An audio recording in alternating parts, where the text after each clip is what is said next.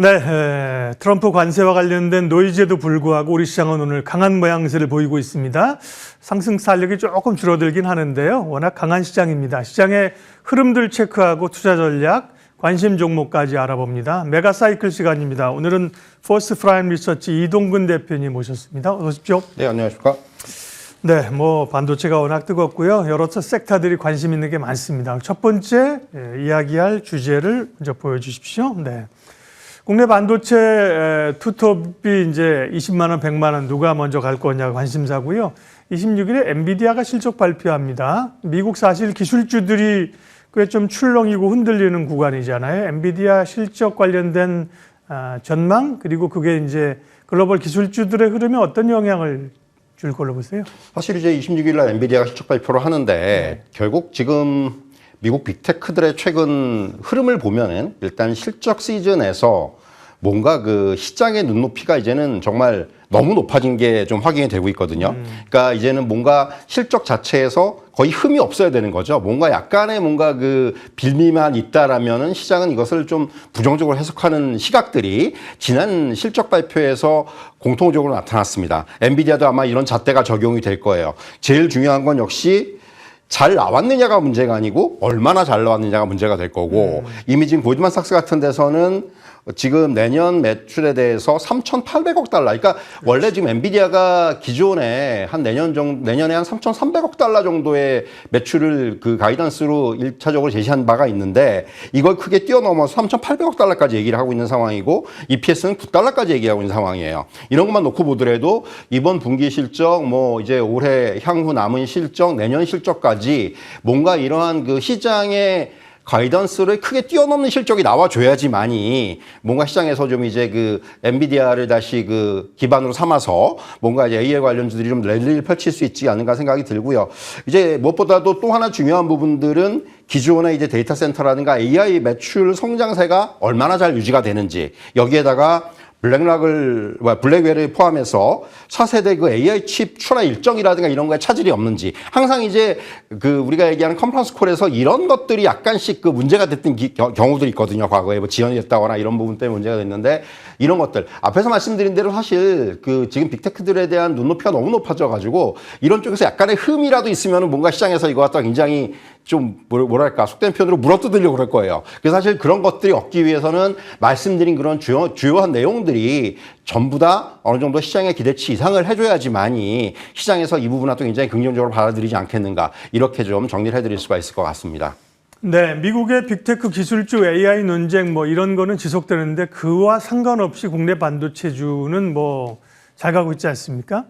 그래서 오늘 이제 삼성전자와 하이닉스가 추가적으로 상승하면서 20만 원, 100만 원을 그야말로 이제 목전에 앞둔 상황인데요.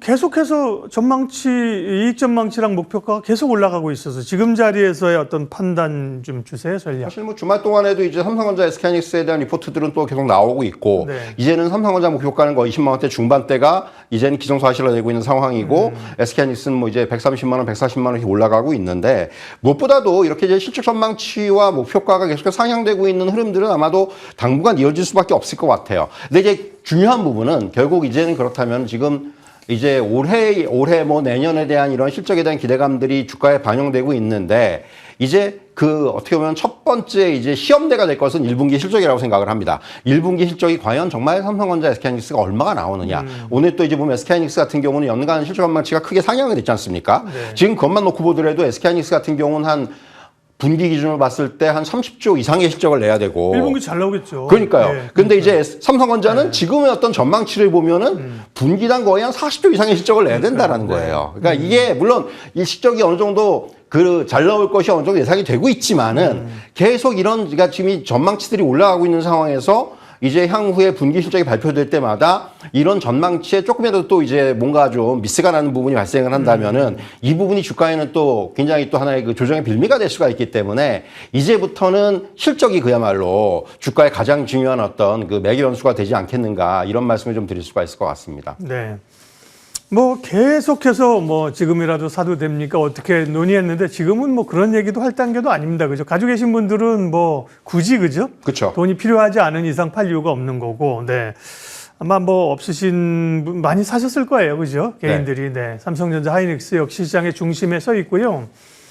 다음 소부장은 조금 들쭉날쭉하고 사실은 기판 업체들이 좀 주목을 받다. 최근에는 MLCC가 시장의 주목을 받으면서 삼성전기 주가 한번 보여주실래요? 삼성전기도 그야말로 지금 날아가는 형국입니다. 40만 원 돌파할까요? 지난주에 우리 자막이었는데 네. 삼성전기 뭐 42만 5천 원을 기록하고 있고 삼성 MLCC가 이렇게 잘 나가는 이유 삼성전기 그 밖에 삼성전자가 많이 올랐다면 삼성전기가 올랐다면 또 MLCC 관련주들이 조금 더 있잖아요. 사실 이제 그 이번에 무라타가 가격 인상을 검토하고 있다라는 부분이 어떻게 보면 이제 하나의 그 방아쇠 역할을 했는데 이런 그 가격 인상에 대한 부분이 이게 일시적인 현상이 아니고 산업 자체의 좀 구조적인 변화가 아닌가라는 생각이 들어요. 과거 이제 MLCC 시장이 뭐 스마트폰이라든가 PC라든가 이런 IT 교체 주기가 굉장히 영향을 미치는 변수였다면은 이제는 막대한 전력을 소모하고 또 이제 고효를 발생하는 AI 서버라든가 뭐 데이터 센터 이런 쪽이 이제 핵심 수요처가 되면서 수요처가 이제 수요의 확장 내지는 변화가 나타나고 있다고 말씀드릴 수가 있겠고요. 그렇다면은 지금 이제 무라타 같은 경우 무라타나 삼성전기는 집중을 하는 쪽이 아무래도 AI 서버 쪽이에요. 그러니까 AI 서버 쪽만 놓고 봤을 때는 두 회사가 거의 비슷한 점유율을 갖고 있습니다. 특히 이제 최근에는 이런 그 고성능의 MLCC 쪽에는 오히려 삼성전기의 비중이 점점 높아지고 있다는 거죠. 그러니까 작년만 놓고 보더라도 AI 서버용이 무라타가 한 45% 정도, 삼성전기가 40% 정도였거든요, 점유율이. 그러니까 두 회사가 거의 과점을 하고 있어요. 여기에다 이제 추가적으로 뭐 전장용이라든가 이런 쪽에는 아직까지 삼성전기의 비중이 조금 적습니다만은 이 시장은 사실 일본 업체들이 꽉 잡고 있고 이제 그런 상황에서 사실은 이제 삼성전기와 무라타와의 경쟁은 향후에 계속해서 이런 그 AI 서버 시장에서 계속해서 이제 확대가 될 것이고 결국 지금 무라타가 이번에 이제 그 MLCC 가격을 인상하겠다는 것도 이런 AI 서버 시장을 겨냥한 그런 이제 인상이라고 보면 될 것 같습니다. 그래서 이제 결국 저는 뭐 지금 상황에서는 오늘 많은 그 MLCC 관련주들이 오르고 있는데 이 부분은 어떻게 보면 두 회사의 약간 두 회사가 이제 앞장서 감에 따라가서 약간의 키맞추기성의 매수가 아닌가 하는 생각이 들어요. 네. 그래서 사실은 저는 오히려 MLCC 시장에서는 지금의 상황에서는 삼성전기 중심에 이런 대응이 좀 필요할 것으로 보여지고 나머지 이제 오늘 올라가는 종목들은 약간 순환매 차원에서의 어떤 이런 접근이 오히려 지금은 좀 더 필요하지 않나 좀 이런 말씀을 좀 드리도록 하겠습니다. 네, 뭐 대장주 중심이고요. 여타 종목들이 이제 못 올라온 걸 포착했었다면 사실 지금 수익을 냈는데 그렇죠. 그죠? 예. 이미 이제 올랐고 좀 더 오른다고 하더라도 그 변동성보다는 대장주로 가는 게 낫다 그죠? 네. 예. MLCC 삼성전기 얘기까지 삼성전기 참 거침없이 꾸준히 오릅니다. 다음 주제 확인하도록 할게요. 네. 다음은요. 네, 3차 상법 개정안. 네, 이제 국회 이제 소위 법사위 올라가면서 이제 이번 주에 국회 본회의 상정 통과 가능성이 꽤 높아집니다. 증권주나 지수사 같은 경우는 지난주에 좀 올라서 그죠? 오늘 좀 조정인데요. 조정이 여전히 좀 기회가 될 수 있습니까? 이들 주식은? 사실 이제 3차 상법 개정안의 가장 키포인트는 신규 취득 자사주의 1년 내 소각 의무화겠죠. 그렇죠. 결국 이 부분 때문에 이제 뭐 금융지주사라든가 또 이제 지난주 같은 경우는 증권사라든가 이런 쪽에서의 어떤 그 폭발적인 상승세가 나타났었고 뒤늦게 이제 보험주까지 오르고 있는데 사실은 지금 이제 어느 정도 이런 상법 개정안에 대한 기대감은 시장에서 좀 반영이 된 것이 아닌가 하는 생각이 들어요. 오늘 같은 경우 오히려 이제 앞서 가던 종목들은 조정을 받고 있다라는 부분 이것이 이제 일종의 세론의 형태가 나타나는 것이 아니냐. 사실은 저는 이게 법안이 통과가 되면 세론이 나오지 않겠는가 했는데 역시 시장은 좀 더 앞서간다라는 걸 보여주고 있고 물론 몇몇 종목들이 뭐 두산이라든가 LG 같은 종목들은 올라오고 있습니다만은 상대적으로 그래서 저는 사실은 은행이라든가 금융지주라든가 증권사나 이런 쪽보다는 오히려 지금 아직까지 상대적으로 상승폭이 덜한 지주사 쪽에 조금의 더 기회가 있지 않겠는가. 만약에 조정이 나온다고 그래도 이런 지주사 쪽에서 상대적으로 자사주를 많이 갖고 있는 쪽이 조금 더 지금 투자의 메리트는 좀 더 크지 않겠는가 이런 말씀을 드리겠고요. 사실 증권주 같은 경우는 지난주에 워낙 많은 급등의 모습을 보였기 때문에 조금은 이제는 오히려 후발주 쪽에서의 기회는 나타날지 모르겠지만은 지금은 일단은 좀 조정을 받는 구간이 나타나지 않겠는가라는 말씀을 드릴 수가 있을 것 같습니다. 그런 관점으로 본다면 보험주도 이제 사실은 은행주, 증권주 가고 나서 간 거잖아요. 네, 그렇죠. 네, 그렇기 때문에 보험주도 사실은 금융주 가운데 선두로 치고 나가면서 시세를 주도한다? 그럴 가능성은 크지 않죠, 그죠? 사실 이제 금요일 날 코스피 보험 지수가 7% 이상 상승을 했더라고요, 보니까.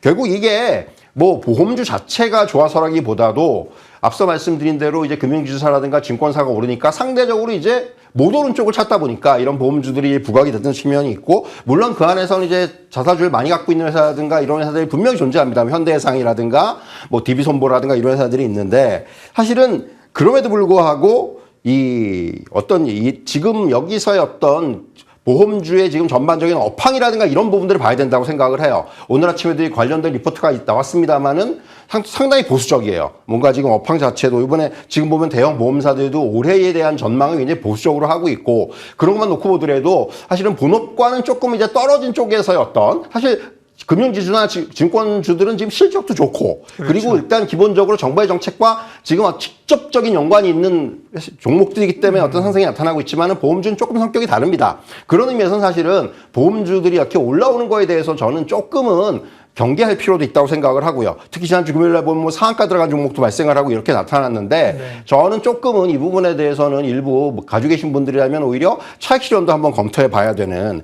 그런 시기가 아닌가라는 말씀까지도 드릴 수가 있을 것 같습니다. 금융 관련 섹터에서 우리가 조금 더 짚어볼 게 있는데요. 디지털 자산 기본법 초안이 내일 전문가 자문위원회 이제 심사를 거친다고 합니다. 디지털 자산 관련된 혹은 뭐 스테이블 코인된 관련된 논의들은 사실 별로 진척은 크지는 않은 것 같은데요.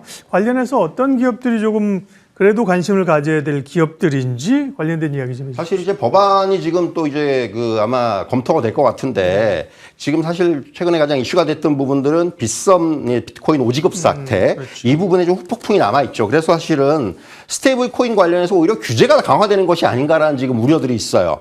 이게 지금 국회라든가 한국은행이라든가 이런 위험성을 지금 계속해서 좀 전면으로 좀 경고를 하고 있고, 그래서 디지털 자산 기본법의 핵심 쟁점인 스테이블 코인 은행 중심 발행에 오히려 힘이 좀 더 실리지 않겠는가라는 그런 분석들이 좀 대두가 되고 있죠. 물론 업계에서는 이런 기술 기업에도 발행 권한을 줘야 된다라는 그런 이제 어떤 의견들이 굉장히 크지만은, 시장이 이번에 이제 그런 빗썸 사태로 인해서 조금은 이제 오히려 이런 쪽에서는 지금 기존에 안이 좀 힘을 받는 거예요. 금융 쪽에, 금융회사 쪽으로, 그러니까 금융기관 쪽으로의 어떤 그런 쪽에 좀 더 이니셔티브를 주는 이런 쪽의 안이 검토되지 않겠는가라는 지금 전망이 나오고 있고요. 결국 그렇다면 관련주들은 어떤 쪽으로 결론이 나느냐에 따라서 조금 이제 주가의 흐름이 향방이 바뀔 수가 있죠. 사실 지금 이제 보면은 뭐 이런 일반적인 그러니까 기술 기업이라든가 이런 쪽의 주가들이 상당히 좋았는데, 그렇다면 이제 이게 정부의 어떤 안이 어떻게 확정이 되느냐에 따라 가지고 주가들의 좀 이제 변동이 다 나타날 수가 있습니다. 그래서 일단은 요 상황들을 좀 지켜보면서 우리가 대응할 필요가 있지 않나, 이런 말씀을 좀 드리도록 하겠습니다. 네, 3차 상법 개정 관련된 이야기했고요. 다음은 내수주, 소비주 이런 얘기를 좀 하도록 할게요. 사실은 우리 설 연휴냐 중국의 춘절 이런 걸로 인해서 우리 소비주들 뭐 면세점 이런 쪽 백화점이 꽤 올랐었잖아요. 네. 조금 쉬는 것 같은데 오늘은 또 좀 관심이 있는 모양이죠? 네. 사실 이제 백화점 3사가 네. 이번에 설 연휴 동안의 매출 보면은 뭐 많이 증가한 데는 400% 이상의 증가를 사실 보였더라고요. 주가가 올라서 우회 효과인가?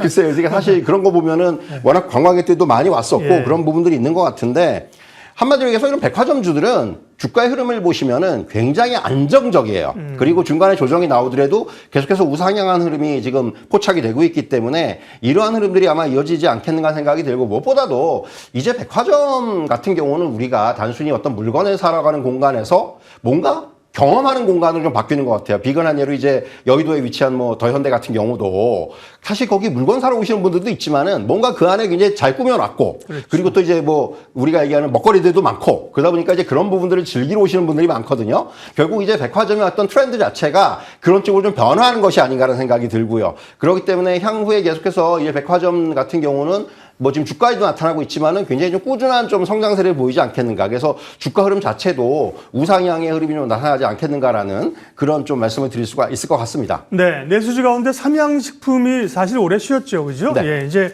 뭔가 좀 꿈틀거리면서 올라오는데 삼양식품과 관련된 모멘텀이나 투자 의견 좀 알려주세요. 사실 이제 오늘은 뭐 일단 관세 수혜 기대감 때문에 반등을 하는 건데, 최근에 워낙 주가가 안 좋았어요. 네. 실적이 나쁜 건 아니었는데 어떻게 보면 시장의 어떤 주도 섹터에서 조금 이제 벗어나면서 가려져 있었다는 말씀을 드릴 수가 있겠고, 일단은 향후 관세 정책이 또 어떻게 변화하는지에 대해서 물론 변수는 있겠지만은 저는 뭐 지금 정도의 주가라면은 충분히 접근이 가능하지 않나. 지금 글로벌 시장에서의 성장세라든가 이런 부분에서 어떤 훼손은 전혀 없거든요. 그렇기 때문에 오히려 삼양식품 같은 종목은 지금 다시 어떤 그 분위기만 조금 이제 받쳐준다라면은 충분히 다시금 반등의 어떤 그런 기회는 오지 않겠는가라는 그런 말씀을 좀 드릴 수가 있을 것 같습니다. 네. 삼양식품을 미국 대법원의 관세 위헌 판결 때문에 사시면 안 되고요. 그건 사실 지금 뭐 원래대로 트럼프 하고 싶은 대로 하는 건데 뭐 그렇죠. 그것 때문에 올랐다고 하면 사면 안 되는 건데 기본적인 실적이나 최근에 주가 조정 보면 사실은 그 이슈 말고라도 좀 관심 있잖아요. 네, 그렇죠? 그런 쪽에서 접근이라고 하면 괜찮아 보입니다. 삼양식품까지 얘기했고요. 네. 뭐 섹터 점검할 건 많은데 시간이 녹록지 않아서 네, 이동근 대표님 준비하신 관심주로 마무리하겠습니다. 네. 예, 조선기자재 쪽에서 동성화인텍을 좀 말씀을 드리려고 합니다. 네. 예, 오랫동안 좀 한 2, 3개월 정도 지금 박스권에 갇혀 있다가 좀 박스권에 탈피하는 모습인데, 사실 이제 뭐 LNG 운반선의 본행 이제 시장은 한국하고나하고 이제 그 양분을 하고 있는 상황이고, 무엇보다도 이제 미국이 주도하는 LNG 사이클이 본격화된다라는 점에 이제 주목을 해야 될 것 같아요. 최근에 이제 LNG 관련된 대형 수주들이 이제 다시 나오기 시작을 했다라는 부분, 그리고 이제 무엇보다 동성화인텍 자체가 3조 원 내외의 수주 잔고를 확보하고 있다는 거죠. 한 3, 4년치의 일값을 확보하고 있다는 부분이 중요하겠고요.